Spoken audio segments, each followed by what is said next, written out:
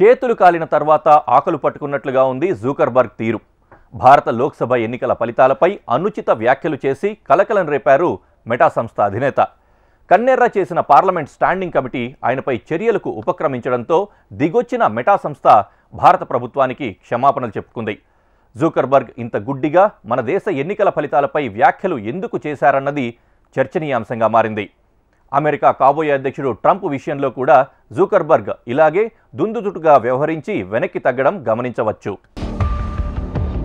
ప్రపంచంలోనే అతి పెద్ద సోషల్ మీడియా ప్లాట్ఫామ్లను నిర్వహించే మెటా సంస్థకు ఆయన అధినేత. ఫేస్బుక్, ఇన్స్టాగ్రామ్ ద్వారా అందరికీ పరిచయమైనారు ఆయన. అనేక దేశాల్లో ఫేస్బుక్, ఇన్స్టాగ్రామ్ యూజర్లు ఉన్నారు. స్వేచ్ఛగా భావ వ్యక్తీకరణకు వేదికలుగా నిలిచిన ఈ సోషల్ మీడియా సంస్థల అధినేత మార్క్ జుకర్బర్గ్ అప్పుడప్పుడు దుందుడుకుగా వ్యవహరిస్తూ ఉంటారు. ఆయన నిర్ణయాలు, వ్యాఖ్యలు వివాదాలకు కారణమవుతుంటాయి. తాజాగా ఆయన చేసిన వ్యాఖ్యలు భారత ప్రభుత్వానికి ఆగ్రహం తెప్పించాయి. దీంతో సోషల్ మీడియా దిగ్గజం మెటాకు కేంద్రం సమన్లు జారీ చేసేందుకు సిద్ధమైంది. పార్లమెంటరీ స్టాండింగ్ కమిటీ జుకర్బర్గ్ మీద తీవ్ర ఆగ్రహాన్ని వ్యక్తం చేసింది. ఆయన చేసిన అసత్య ప్రచారపు వ్యాఖ్యలే అందుకు కారణం. జనవరి 10వ తేదీన అమెరికన్ పాడ్కాస్టర్ జో రోగన్తో మార్క్ జుకర్బర్గ్ మాట్లాడుతూ ఈ వ్యాఖ్యలు చేశారు. ప్రపంచవ్యాప్తంగా 2024 అతి పెద్ద ఎన్నికల సంవత్సరమని అన్నారు.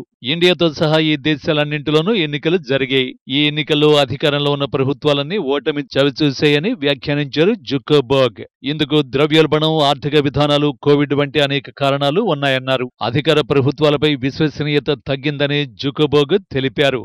వాస్తవానికి గత ఏడాది భారత్లో జరిగిన సార్వత్రిక ఎన్నికల్లో అప్పటికే 2 సార్లు అధికారంలో ఉన్న బీజేపీ ప్రభుత్వం 3వసారి కూడా విజయం సాధించింది. ప్రపంచంలోనే అతిపెద్ద ప్రజాస్వామ్య దేశం భారత్. అందున ఫేస్బుక్, ఇన్స్టాగ్రామ్ యూజ్ చేసేవారు పెద్ద సంఖ్యలో ఉన్నారు. జుకర్బర్గ్ ఇంత గుడ్డిగా ఎలా మాట్లాడారు? ఒక విధంగా ఆయన చేసింది అసత్య ప్రచారమే అవుతుంది. గత ఏడాది భారత్లో జరిగిన ఎన్నికల ప్రక్రియపై మెటా అధినేత జుకర్బర్గ్ చేసిన వ్యాఖ్యలు తీవ్ర దుమారాన్ని రేపాయి. లోక్సభ ఎన్నికల ఫలితాలపై ఆయన చేసిన వాదనను రైల్వే శాఖ మంత్రి అశ్విని వైష్ణవ్ తప్పుపట్టారు. ప్రపంచంలోనే అతిపెద్ద ప్రజాస్వామ్య దేశమైన భారత్లో 2024లో నిర్వహించిన ఎన్నికల్లో 64 కోట్ల మంది ఓటర్లు పాల్గొన్నారు. ప్రధాని నరేంద్ర మోడీ నేతృత్వంలోని ప్రభుత్వంపై విశ్వాసం ఉందని తేల్చి చెప్పారు. కోవిడ్-19 తర్వాత భారత్ సహా అధికారంలో ఉన్న అనేక ప్రభుత్వాలు ఓడిపోయాయని జుకర్బర్గ్ చెప్పడంలో వాస్తవం లేదు. 80 కోట్ల మందికి ఉచిత ఆహారం మొదలు 220 కోట్ల వ్యాక్సిన్లు అందించడంతో పాటు కోవిడ్ సమయంలో ప్రపంచ దేశాలకు భారత్ సాయం చేయడం వంటి నిర్ణయాలు మోడీ 3వసారి విజయానికి నిదర్శనంగా నిలిచాయని అశ్విని వైష్ణవ్ మెటాను ట్యాగ్ చేస్తూ ట్వీట్ చేశారు. జుకర్బర్గ్ అలా మాట్లాడటం నిరాశకు గురి చేసిందన్నారు అశ్విని వైష్ణవ్. వాస్తవాలను, విశ్వసనీయతను కాపాడుకుందామంటూ వ్యాఖ్యానించారు. మెటా అధినేత జుకర్బర్గ్ చేసిన వ్యాఖ్యను భారత ప్రభుత్వం తీవ్రంగా పరిగణించింది. ఈ నేపథ్యంలో పార్లమెంటరీ స్టాండింగ్ కమిటీ ఆయనకు సమన్లు పంపాలని నిర్ణయించింది. ఈ విజయాన్ని Bhajapa MP, communication, information technology house panel chairman Nishikant Dubey వెల్లడించారు. ప్రజాస్వామ్య దేశం విషయంలో తప్పుడు సమాచారాన్ని వ్యాప్తి చేయడం ఆ దేశ ప్రతిష్టకు భంగం కలిగించడమే అవుతుంది. చేసిన పొరపాటును సరిదిద్దుకునేందుకు మెటా సంస్థ పార్లమెంటుకు, ప్రజలకు క్షమాపణలు చెప్పాలి అని ఎక్స్ వేదికగా డిమాండ్ చేశారు. ఇందుకోసం జుకర్బర్గ్కు సమన్లు పంపిస్తున్నామని తెలిపారు. ఈ క్రమంలోనే మెటా స్పందించింది. భారత ప్రభుత్వానికి క్షమాపణలు తెలియజేసింది. అనుకోకుండా జరిగిన పొరపాటును క్షమించాలని కోరింది. జుకర్బర్గ్ వ్యాఖ్యల్ని ఖండిస్తూ కేంద్ర మంత్రి అశ్విని వైష్ణవ్ చేసిన పోస్టుకు Meta India vice president Shivanand Tukral స్పందించారు. 2024లో జరిగిన ఎన్నికల్లో అధికారంలో ఉన్న పార్టీలు మళ్లీ విజయం సాధించలేదంటూ మార్క్ చేసిన వాదన చాలా దేశాల్లో నిజమే, కానీ భారత్లో మాత్రం కాదు. అనుకోకుండా జరిగిన ఈ పొరపాటుకు క్షమాపణలు తెలియజేస్తున్నాం. మెటాకు భారత్ అతి ముఖ్యమైన భాగస్వామి.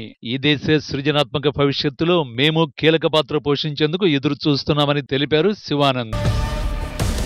అమెరికాకు కాబోయే అధ్యక్షుడు డొనాల్డ్ ట్రంప్ విషయంలోనూ జుకర్బర్గ్ ఇలాగే దుందుడుకుగా వ్యవహరించారు. ట్రంప్తో ఆయనకు విభేదాలుండేవి. 2021లో అమెరికా పార్లమెంటు భవనంపై ట్రంప్ అనుయాయులు దాడి చేయడంతో ఆయనను ఫేస్బుక్ నుంచి బహిష్కరించారు. ఆ తర్వాత ట్రంప్ మరోసారి పుంజుకొని అధ్యక్ష ఎన్నికల్లో గెలిచే అవకాశం కనిపించడంతో 2023లో ఖాతాను పునరుద్ధరించారు. అధ్యక్ష ఎన్నికల్లో ట్రంప్ గెలవడంతో జుకర్బర్గ్ తీరులో మార్పు వచ్చింది. ఇప్పుడు ట్రంప్ యంత్రాంగానికి అనుకూలంగా జుకర్బర్గ్ నిర్ణయాలు తీసుకుంటున్నారు. ఇటీవల ట్రంప్ తో కలిసి డిన్నర్ సైతం చేసినట్లు సమాచారం. అంతేకాకుండా ఫేస్బుక్, ఇన్స్టాగ్రామ్ లో ఫ్యాక్ట్ చెకింగ్ ఫీచర్ ను సైతం తొలగిస్తున్నట్లు ప్రకటించారు.